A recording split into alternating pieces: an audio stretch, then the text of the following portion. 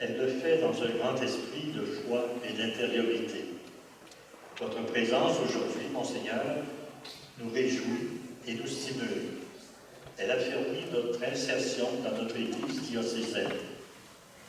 On se souviendra d'ailleurs que le premier évêque de Québec, Saint François de Laval, avait d'abord été choisi comme vicaire apostolique du Tonkin, c'est-à-dire du Nord-Vietnam.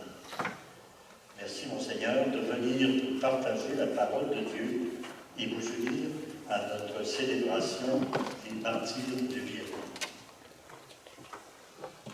Merci, Monseigneur Valette, pour ces mots d'accueil. Merci à l'abbé Jean-Baptiste d'être là aussi, et vous, chers frères et sœurs. Quelle joie d'être ensemble aujourd'hui, jour du Seigneur, pour célébrer la victoire du Christ sur la mort et le mal, lui qui est ressuscité.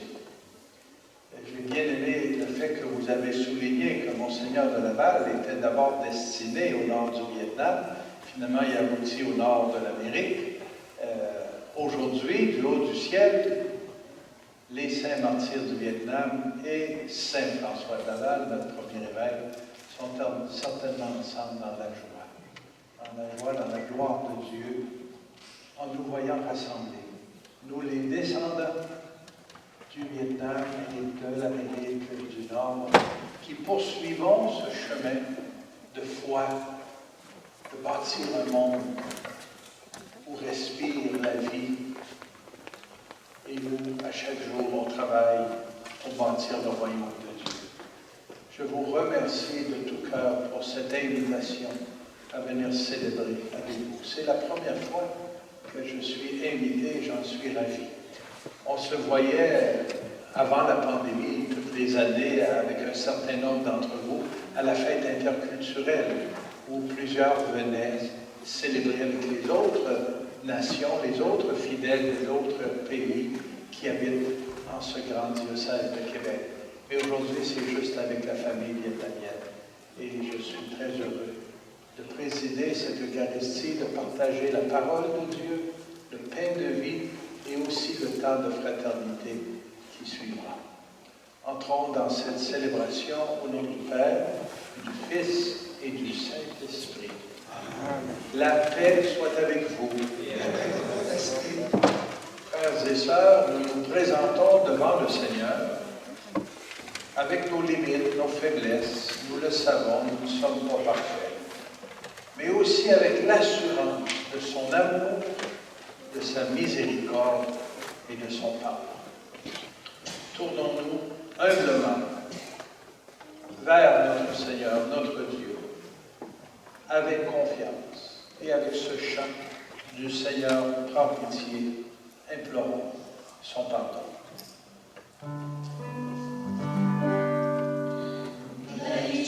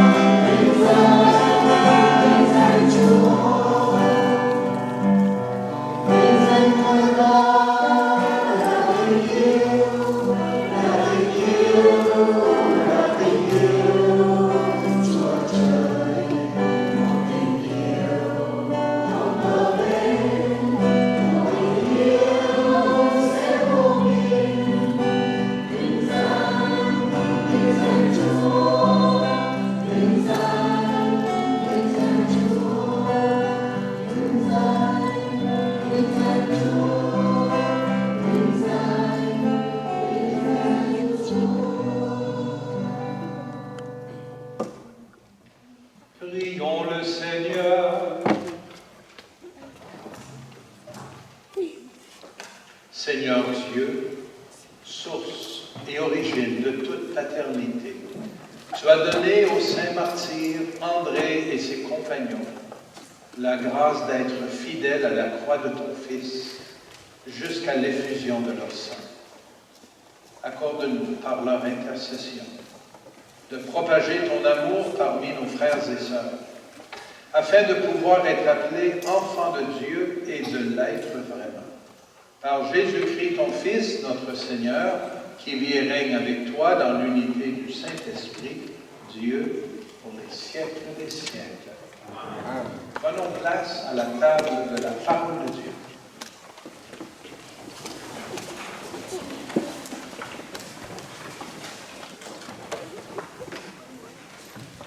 Bà mẹ là người đáng khâm phục vì bà can đảm chịu đựng nhờ niềm trông cậy bà đặt nơi Đức Chúa.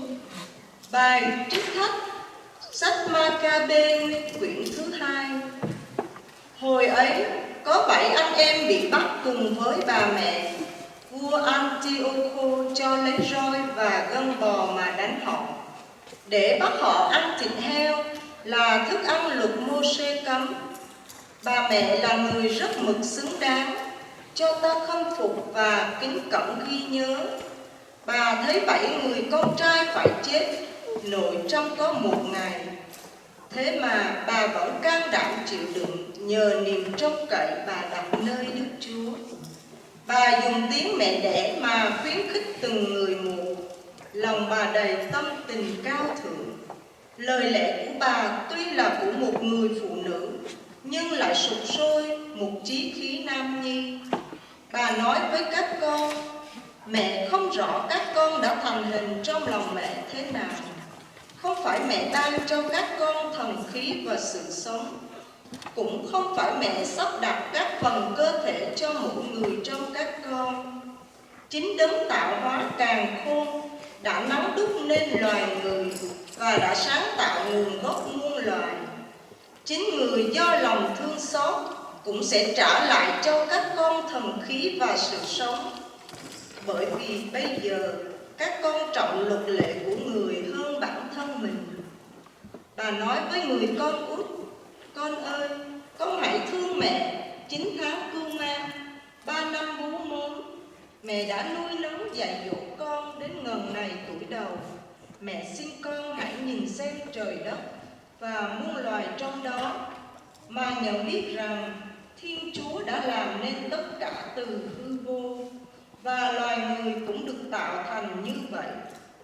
Con đừng sợ tên đao phủ này, nhưng hãy tỏ ra xứng đáng với các anh con mà chấp nhận cái chết, để đến ngày Chúa thương xót, người sẽ trả con và các anh con lại cho mẹ.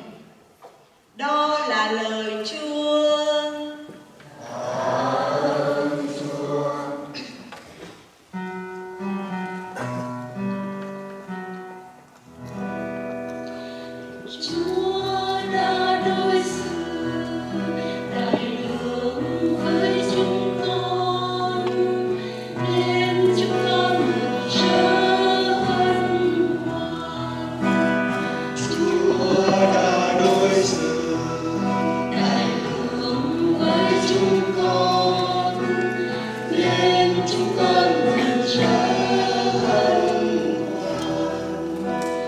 Khi Chúa dâng những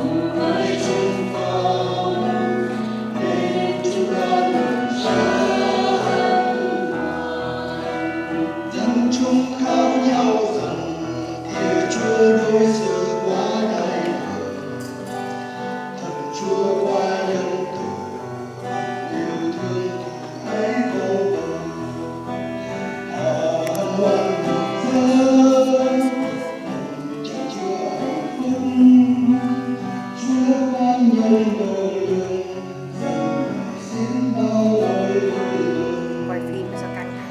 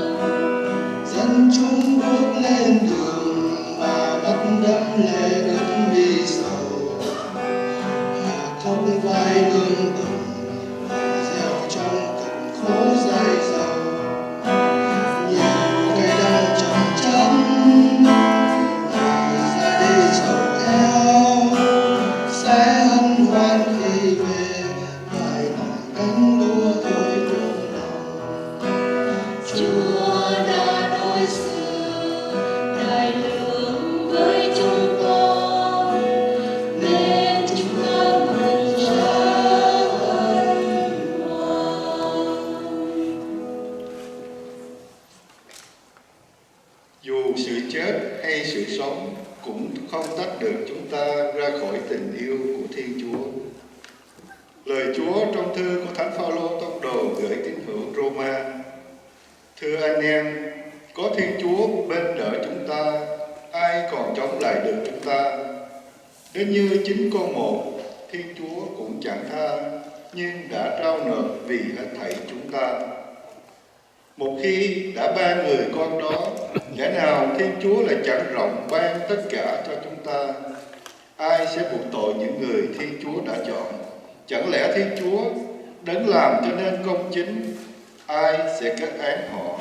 Chẳng lẽ Đức Giêsu Kitô đấng đã chết, hơn nữa đã sống lại và đang ngự bên hữu Thiên Chúa mà chuyển cầu cho chúng ta?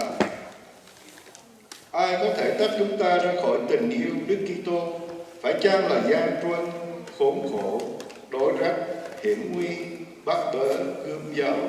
Như có lời chép: chính vì Ngài mà mỗi ngày chúng con bị giết, bị coi như bầy cừu để sát sinh. Nhưng trong mọi thử thách ấy, chúng ta toàn thắng nhờ đấng yêu mến chúng ta. Đúng thế, tôi tin chắc rằng cho dù là sự chết hay sự sống, thiên thần hay ma vương quỷ lực, hiện tại hay tương lai, hoặc bất cứ sức mạnh nào, trời cao hay vực thẳm, hay bất cứ một loại thọ đạo nào khác, không có gì tách được chúng ta ra khỏi tình yêu của Thiên Chúa thể hiện nơi Đức Kitô Giêsu Chúa chúng ta. Đó là lời Chúa.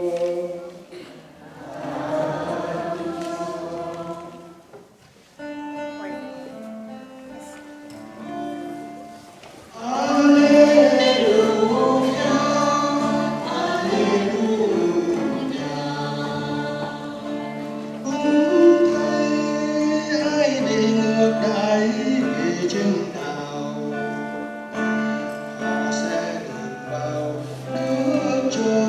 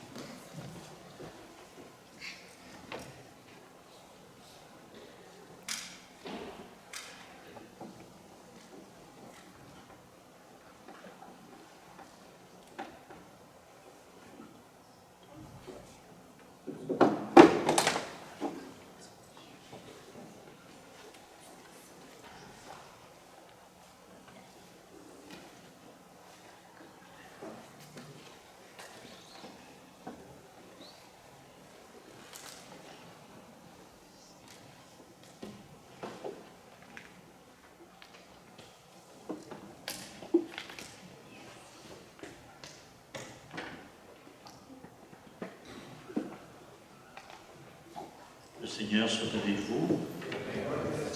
Évangile de Jésus-Christ selon saint Luc. En ce temps-là, Jésus disait à tous, « Celui qui veut marcher à ma suite, qu'il renonce à lui-même, qu'il prenne la croix chaque jour et qu'il me suive. Car celui qui veut sauver sa vie la perdra. Mais celui qui perdra sa vie à cause de moi la sauvera. Quel avantage un homme aura-t-il à gagner le monde entier s'il se perd ou se ruine lui-même? Celui qui a honte de moi et de mes paroles, le Fils de l'homme aura honte de lui quand il viendra dans la gloire. La sienne, celle du Père et des saints anges. Acclamons la parole de Dieu. Louange à toi, Seigneur Jésus. Et vous asseoir.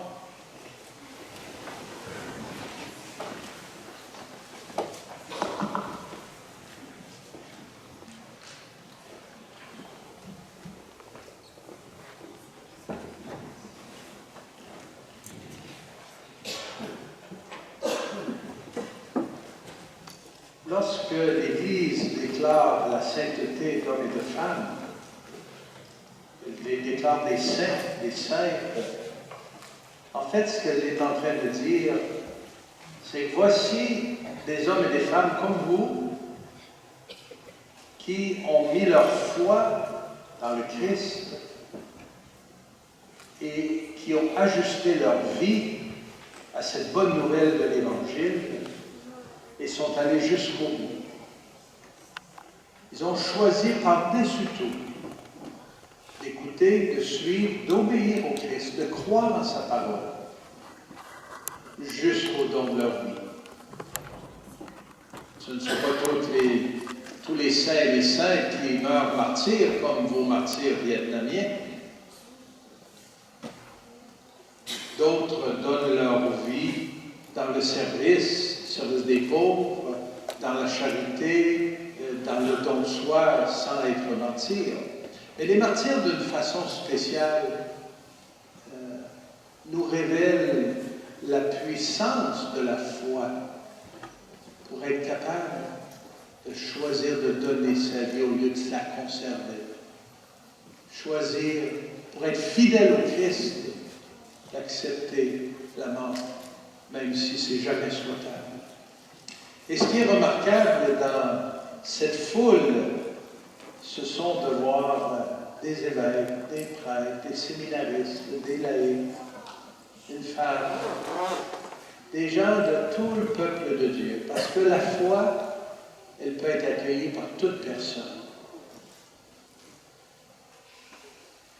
Lorsqu'on est déclaré saint ou sainte, l'Église reconnaît que nous avons regardé le Christ sur la croix, nous l'avons vu et cru en sa résurrection, et nous choisissons de croire en cette parole.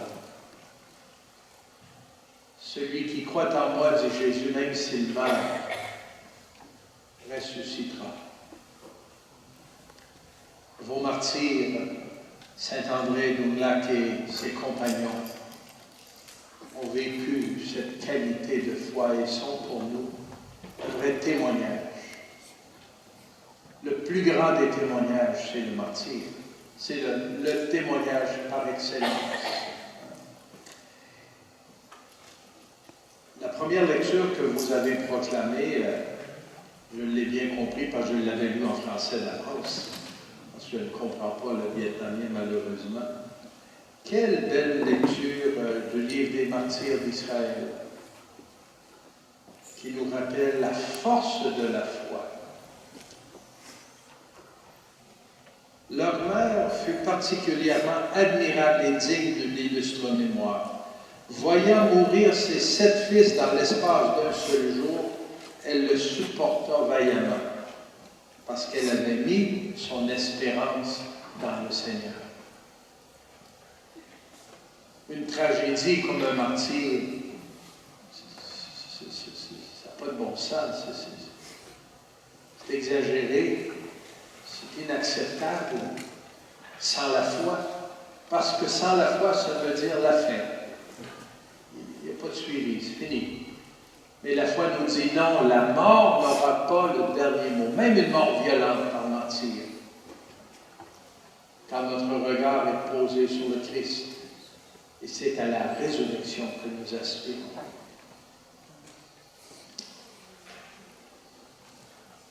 La mère dit, je t'en conjure, mon enfant, regarde le ciel et la terre avec tout ce qu'elles contiennent.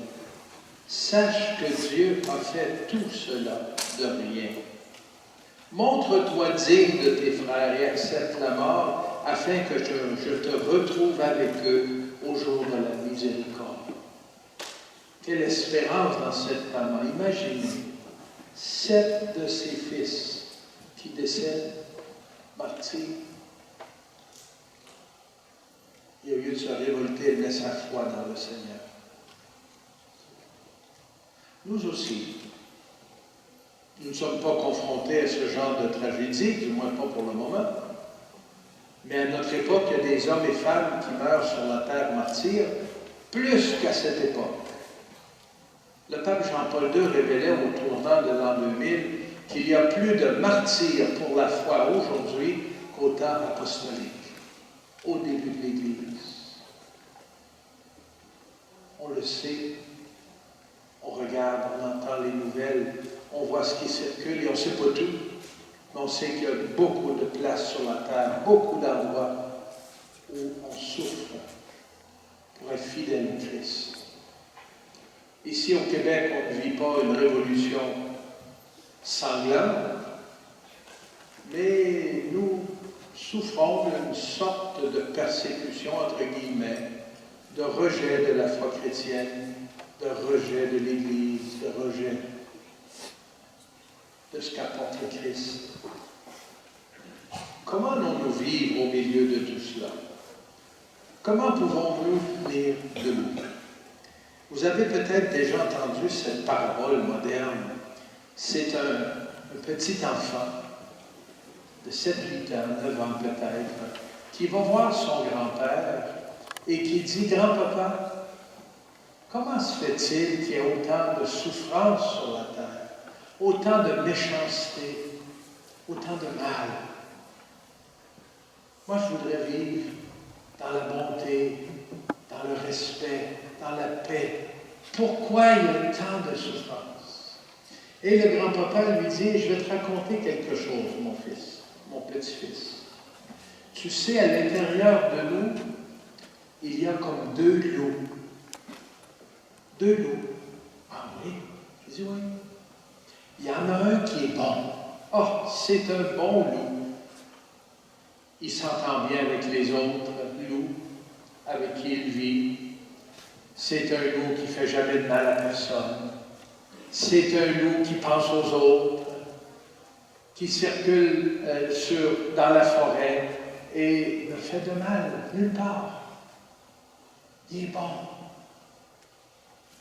Il dit, il y a un autre loup à l'intérieur de nous, qui lui est plutôt porté à être méchant, qui fait du tort à ses autres collègues, qui détruit, qui brise, qui sème la pagaille, la guerre partout. Il dit, petit-fils, mon petit garçon, à l'intérieur de nous, il y a toujours ces 2 loups et la lutte est prise entre les 2.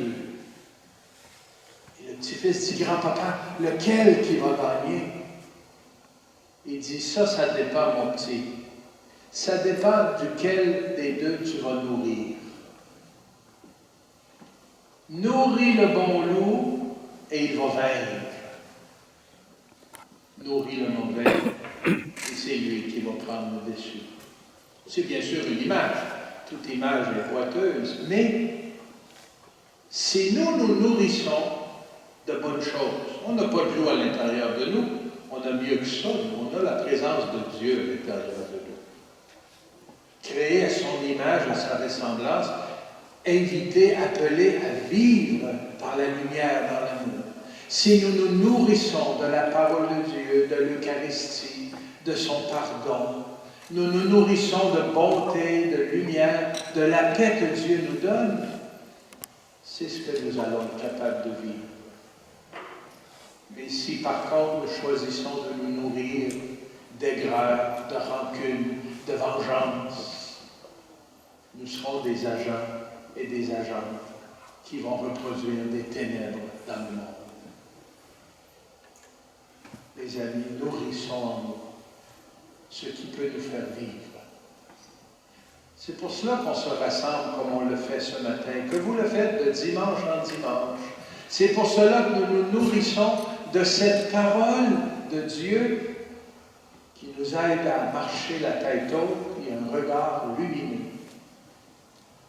Nous vivons dans un monde qui n'est pas simple, qui est compliqué. Un monde où il y a beaucoup de manifestations de haine, de discrimination, de violence. Mais nous, disciples de Jésus, ne pouvons pas nous permettre de contribuer à cette haine. Nous voulons être du côté de la vie. Parce que c'est pour cela que nous sommes créés. Et c'est cela que Dieu s'attend de nous. Vous vous dites peut-être, c'est bien beau ça, M. le cardinal, mais vous savez, quand tu regardes les conflits en Ukraine, la souffrance dans notre pays, quand tu regardes ce qui se passe au Moyen-Orient, en Afrique, en Amérique latine, je ne sais pas qu'est-ce qu'on pourrait faire, nous, pour changer ça. C'est tellement gros. Non, on ne nous appartient peut-être pas. Ce n'est pas à notre portée de régler ces grands conflits. Mais si au moins on travaillait à ceux qui sont autour de nous, si nous étions des hommes et des femmes, des croyants crédibles par notre façon de bâtir la paix dans nos relations, de prendre soin des gens plus souffrants, d'aider les gens dans le besoin, il y aurait déjà plus de lumière, de justice et de paix dans le monde. On ne peut pas être de ceux qui se croisent les bras et qui disent « c'est effrayant, c'est triste, c'est horrible ce qui se passe, où est-ce qu'on s'en va? » Ben oui, on voit la réalité, mais nous décidons, à la suite de Jésus, de nous engager à être des hommes et des femmes de paix. Car comme nous le rappelait Saint Paul dans la deuxième lecture, si Dieu est pour nous, qui sera contre nous? Le Christ est mort, bien plus il est ressuscité. Il est à la droite de Dieu, il intercède pour nous. Et en tout cela, nous sommes les grands vainqueurs grâce à celui qui nous a aimés. J'en ai la certitude, ni la mort, ni la vie, ni les anges, ni les principautés célestes, ni le présent, ni l'avenir, ni les puissances, ni les hauteurs, ni les abîmes, ni aucune créature, rien ne pourra nous séparer de l'amour de Dieu qui est dans le Christ Jésus, notre Seigneur. Frères et sœurs, ces mots-là de Saint Paul, je suis sûr que vos frères et sœurs, les martyrs du Vietnam, ils en étaient habités. Et au milieu de leur souffrance, de cette terrible tragédie de leur martyr, de leur mort violente, ils ont choisi de croire. Et aujourd'hui, ils sont des exemples pour nous. Et si vous et moi, nous étions aussi des exemples de cette foi enracinée dans le Christ mort et ressuscité, nous pourrions apporter à ce monde cette étincelle de lumière, d'espérance dont il a besoin. Celui qui veut marcher à ma suite, dit Jésus, qu'il renonce à lui-même, qu'il prenne sa croix chaque jour et qu'il me suive. Prendre sa croix, ce n'est pas seulement pour souffrir, c'est pour espérer et rendre témoignage au Christ ressuscité. Frères et sœurs bien-aimés de la communauté vietnamienne, à l'exemple de Saint André de Lac et ses nombreux compagnons, demandons au Seigneur de nous donner cette foi enracinée dans le Christ, afin que nous soyons des femmes, des hommes capables de témoigner par notre vie. Aujourd'hui encore, nous repartirons nourris par l'amour, par la lumière, par l'amour de Dieu, par son pardon, et nous serons capables d'être des témoins dans ce monde qui attend des témoins crédibles. Soyons-le par la grâce de Dieu.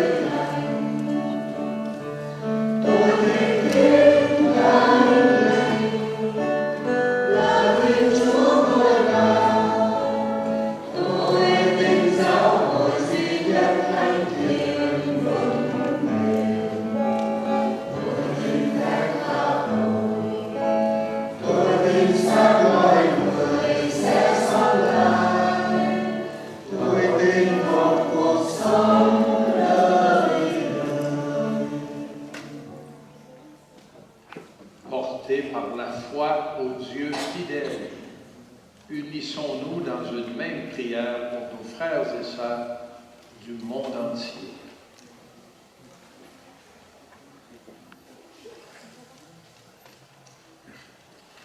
Cầu cho các giám mục và hàng linh mục Việt Nam, xin cho các ngài luôn nhiệt thành thông báo tin mừng trên mọi miền đất nước, can đảm chứng tỏ sự thật, tân tình chăm sóc hướng dẫn đoàn chiến, cùng nỗ lực xây dựng sự hiệp nhất của dân Chúa.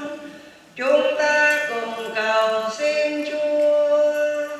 Xin Chúa nhận lời chúng con. Cầu cho những anh chị em đang đói khổ vì nghèo đói, bệnh tật hoặc thiên tai, xin cho họ luôn cảm nhận và xác tin rằng Thiên Chúa vẫn hiện diện, yêu thương và chăm sóc họ trong mọi hoàn cảnh, qua sự đồng cảm và tương trợ rất nhiều những người xa gần.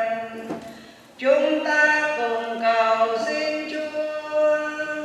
Xin Chúa nhận lời chúng con. Cầu cho các Kitô hữu, cách riêng là các bạn trẻ giữa xã hội hôm nay, xin cho họ luôn luôn sống xưng danh là con cháu các vị tử đạo, biết tránh xa lối sống vô cảm, luôn dấn thân quên mình về bổn phận và trách nhiệm, nêu cao tinh thần bác ái tốt đẹp của Kitô giáo. Chúng ta cùng cầu xin Chúa.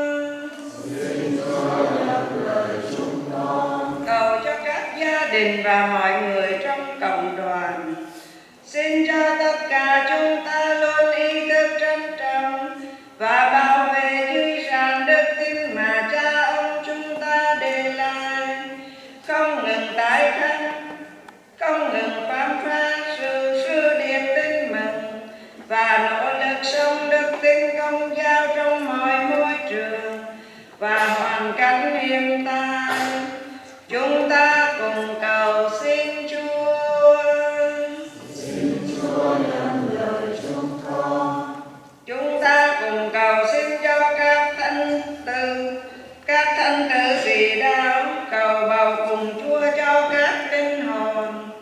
linh hồn thầy Emmanuel Triệu Võ Văn Đồng mới qua đời ở Việt Nam, linh hồn Maria Magdalena, linh hồn Gioacchim, linh hồn Adrien Lan Loa, linh hồn Aden Ghi Nhất, linh hồn Vicente, linh hồn Teresa Ngô Thị Thúy, linh hồn Giuse Nguyễn Thành Quang, linh hồn Lucia Nguyễn Thị Quyên, linh hồn Maria Nguyễn Thị Nhiên, linh hồn Gioacchim Trần Sĩ Đức, linh hồn Phêrô Trần Phước Bình, linh hồn Teresa Đặng Thị Phương, linh hồn Giuse Phạm Văn Hùng, linh hồn Giuse Phạm Ngọc Tiên, linh hồn Giuse Trương Văn Hằng, linh hồn Maria Phạm Thị Y, cùng các linh hồn được hưởng vinh phúc cùng các thánh trên trời. Chúng ta cùng cầu xin Chúa. Xin Chúa nhận lời chúng con. Aujourd'hui, c'est le dimanche mondial des pauvres, déclaré par le pape François en 2017. Chaque année, en ce dimanche, nous prions pour les personnes qui vivent dans la pauvreté, aussi pour les personnes qui veillent au bien-être des frères et sœurs vulnérables et souffrants, isolés, rejetés ou pauvres. Seigneur, Père de tous les êtres humains, éveille-nous aux besoins de nos frères et sœurs et rends-nous solidaires de tous les efforts pour apporter la paix dans notre monde. Nous te le demandons par le Christ, notre Seigneur. Amen.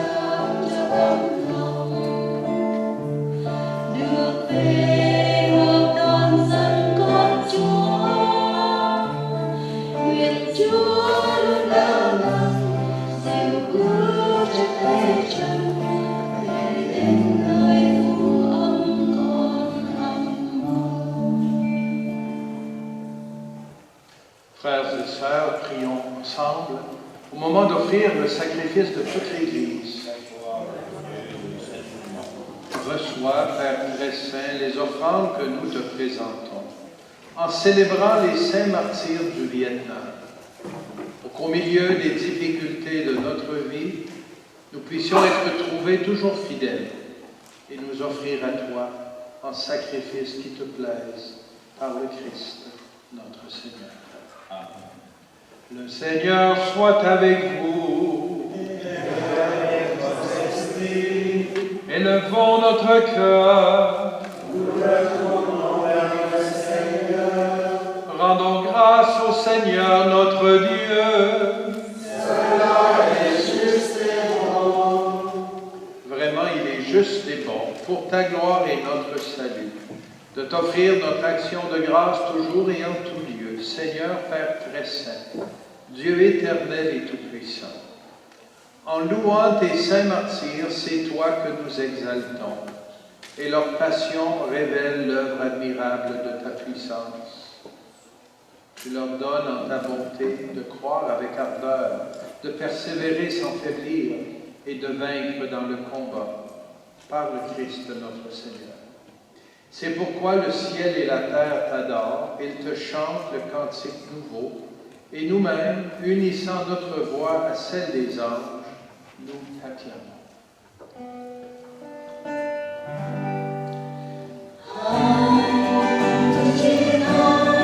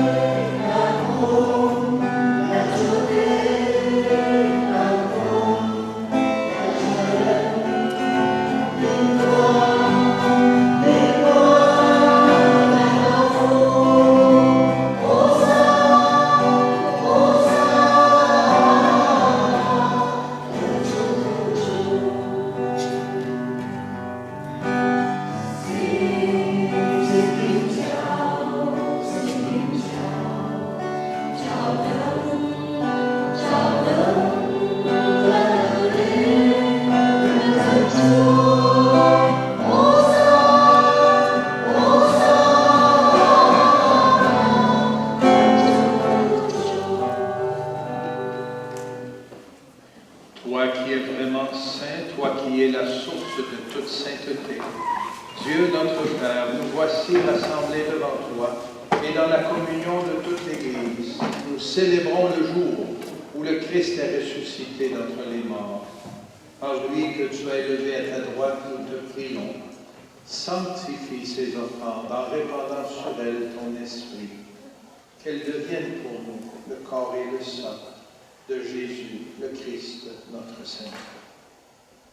Au moment d'être livré et d'entrer librement dans sa passion, il prit le pain. Il rendit grâce, il le rompit et le donna à ses disciples en disant, « Venez et mangez-en tous. Ceci est mon corps, livré pour vous. »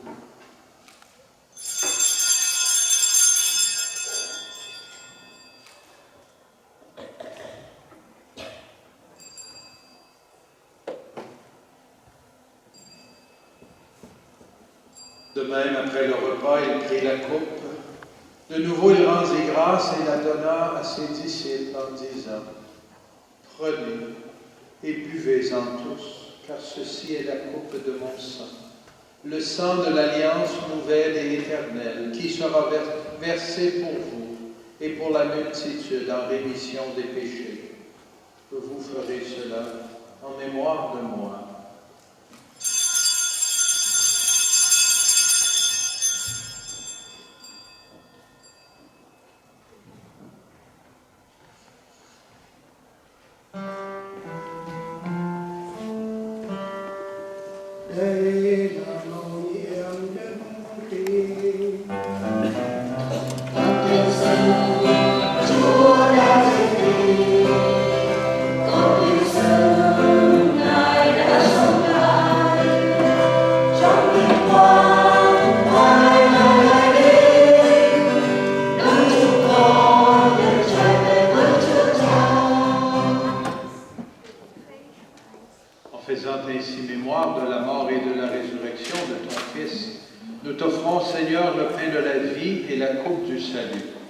Et nous te rendons grâce, car tu nous as estimés dignes de nous tenir devant toi pour te servir. Humblement, nous te demandons qu'en ayant part au corps et au sang du Christ, nous soyons rassemblés par l'Esprit Saint en un seul corps.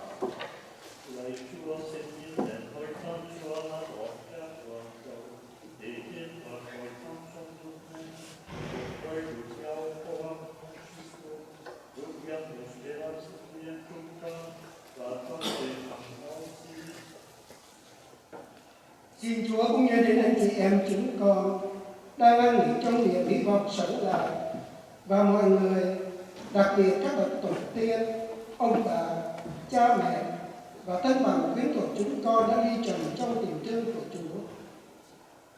Và chúng con cầu nguyện cái điều hôm nay cho linh hồn thầy Emmanuel Triệu Võ Văn Đồng mới qua đời ở Việt Nam, linh hồn Maria Magdalena, linh hồn Gioan Kim, linh hồn André Langlois, linh hồn André Gignac, linh hồn Vincente, linh hồn Teresa Ngô Thị Thúy, linh hồn Giuse Nguyễn Thành Quang, linh hồn Lucy Nguyễn Thị Quyến, linh hồn Maria Nguyễn Thị Nhiên, linh hồn Gioan Kim Trần Sĩ Đức, linh hồn Phêrô Trần Phước Bình, linh hồn Teresa Đặng Thị Phượng, linh hồn Giuse Phạm Văn Hùng, linh hồn Giuse Phạm Ngọc Tiến, linh hồn Giuse Trương Văn Hăng, linh hồn Maria Phạm Thị Ý và các linh hồn. Lạy Chúa, xin hãy phải được vào ánh sáng của tôn nhân Chúa.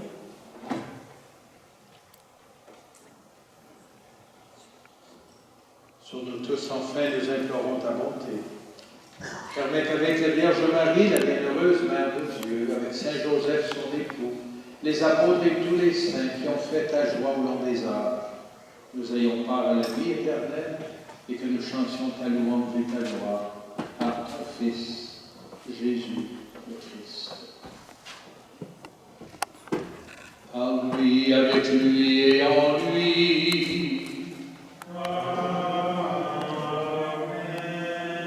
À toi, Dieu le Père Tout-Puissant, dans l'unité du Saint-Esprit. Toute Tout honneur et toute gloire pour les siècles des siècles.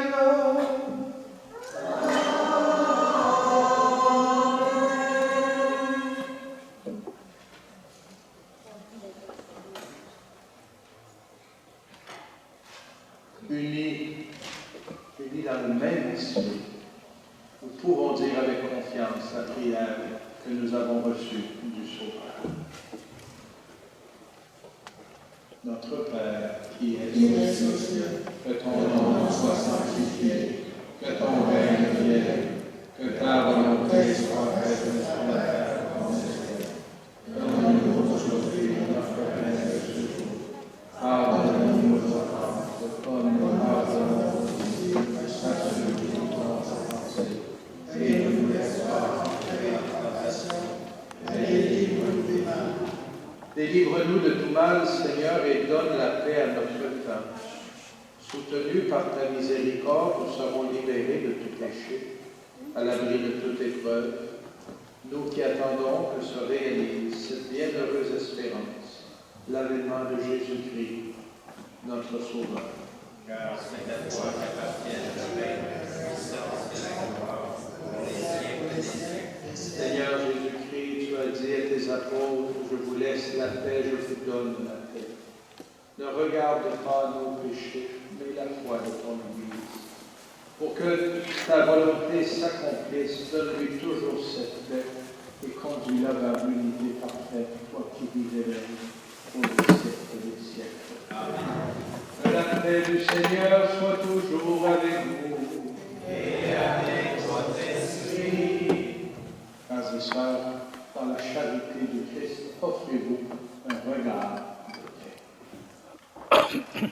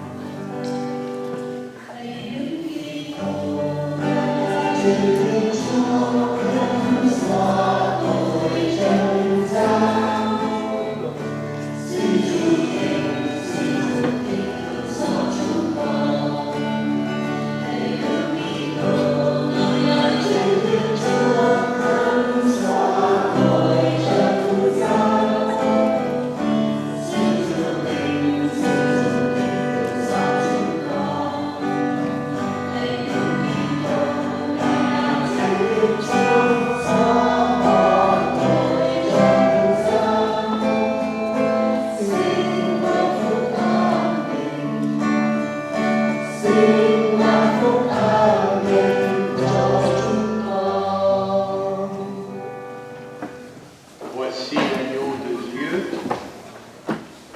Voici celui qui enlève les péchés du monde. Soyez les invités au repas des noces de l'agneau. Seigneur, je ne suis pas digne de te recevoir, mais seulement la parole et je serai guéri.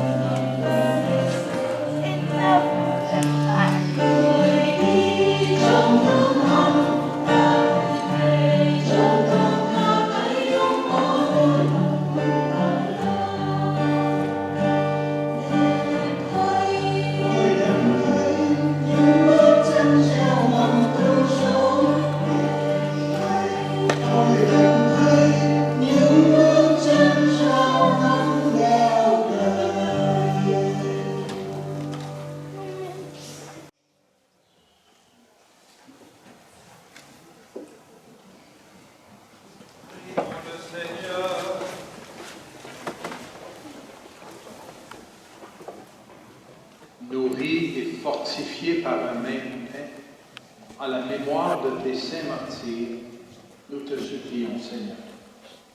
Garde-nous unis dans ton amour, afin que nous obtenions la récompense éternelle promise à ceux qui souffrent pour toi, par le Christ notre Seigneur. Amen.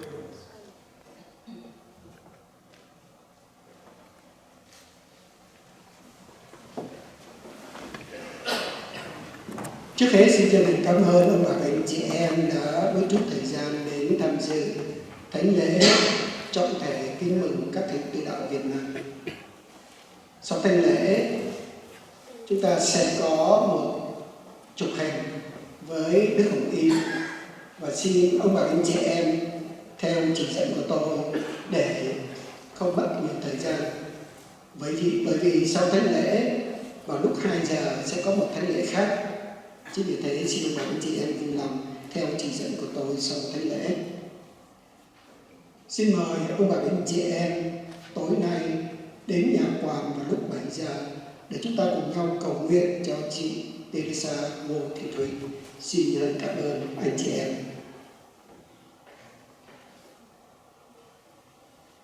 Monseigneur, avec l'abbé Jean-Baptiste Lannes, avec le comité de pastoral et toute la communauté ici rassemblée, je voudrais vous remercier chaleureusement de votre présence parmi nous, des paroles de réconfort interpellantes que vous nous avez adressées.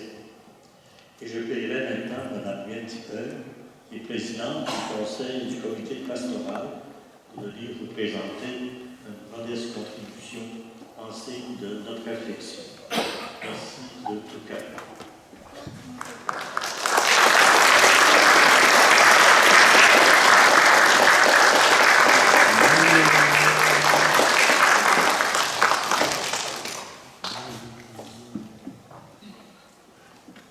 Merci beaucoup, merci vraiment. C'est beaucoup de bonté. J'aimerais dire merci à l'abbé Jean-Baptiste, mais je n'ai pas compris un mot de ce qu'il dit. Ça devait être non. Vous savez, l'abbé Jean-Baptiste et moi avons quelque chose en commun.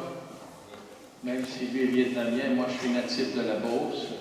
Nous avons vécu notre stage pastoral comme séminaristes avant d'être ordonnés prêtres dans la même paroisse, Notre-Dame de Recouvrance à Villevanier. Est-ce que tu as été ordonné prêtre là? Moi aussi. Alors, quand je suis arrivé dans la paroisse, pour mon stage, on me parlait beaucoup de l'abbé Jean-Baptiste, qui avait un stagiaire merveilleux, qui va faire un merveilleux prêtre. Ils avaient raison. Et je vous remercie beaucoup, beaucoup. Je remercie aussi Monseigneur Pierre Godette, qui depuis tant d'années, avec amour, vous a adopté et vous l'avez adopté. Vous faites route ensemble.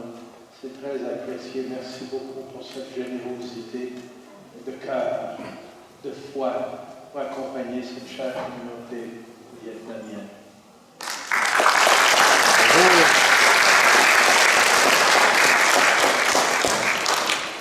J'aimerais aussi remercier Émilie, Victoria, Tony et Anthony qui ont servi la messe aujourd'hui, qui ont été de fidèles serviteurs à l'hôtel pour aider à cette célébration, à Jérôme, mon cérémonial qui était là, à la chorale, aux lecteurs, aux lectrices, à tous ceux et celles qui ont participé pour organiser cette fête du jour du Seigneur.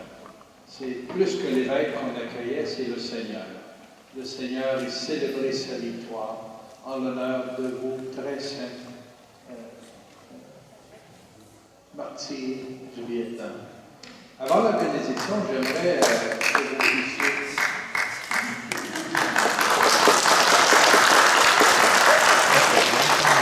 Avant la bénédiction, j'aimerais lancer l'invitation.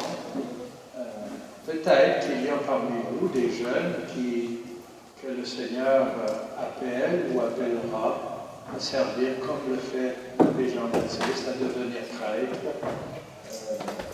Nous avons encore de la place, nous pouvons en prendre dans le séminaire. Priez donc pour que le Seigneur appelle parmi votre communauté un ou des jeunes qui pourront accueillir l'appel du Seigneur. Je le dis dans toutes les communautés où je vais, que ce soit des Québécois, Québécoises ou de d'autres nationalités. Notre Église maintenant compte plusieurs prêtres qui sont venus d'ailleurs, des séminaristes qui sont venus et qui sont incardinés ici, qui vont passer leur vie ici. Nous en avons de l'Afrique, de l'Amérique latine, nous en avons d'Europe. Le Seigneur appelle. Soyez donc à l'écoute, chers jeunes. Et vous, les parents, les grands-parents, encouragez vos jeunes à penser. Peut-être que le Seigneur t'appelle, écoute-le, demande-lui ce qu'il attend de toi. Notre Église a besoin de pasteurs qui vont donner leur vie et qui vont être au service de nos frères et sœurs. Alors, je vous laisse avec cette interrogation, avec cet appel. C'est le Seigneur qui appelle, c'est pas nous. Mais on doit être attentif et disponible. Moi, je ne serais pas surpris qu'il en appelle encore d'autres parmi vous pour servir la mission de l'Église. Prions vos saints martyrs du Vietnam pour qu'ils intercèdent auprès du Seigneur pour des vocations. Peut-être aussi qu'il y en a d'autres qui sont appelés à donner leur vie comme des laïcs, à servir comme agents de pastoral, à être des missionnaires ailleurs dans le monde, à être des catéchistes, à être des personnes de la vie consacrée dans une forme de vie religieuse ou autre. Restons ouverts. Le Seigneur a besoin pour qu'on puisse poursuivre la route d'hommes et de femmes qui disent « J'accepte ton appel, Seigneur, et je me donne ». Je demande au Seigneur de vous bénir, de bénir votre communauté, vos familles. Le Seigneur soit avec vous. Et avec votre esprit. Que Dieu Tout-Puissant vous bénisse, le Père, le Fils et le Saint-Esprit. Allez dans la paix du Christ. Bon dimanche, bonne fête de Saint-Martyr. Et on se revoit, là, il y a une photo, je crois, hein, dans tout le groupe. Et ensuite, on se revoit pour un partage.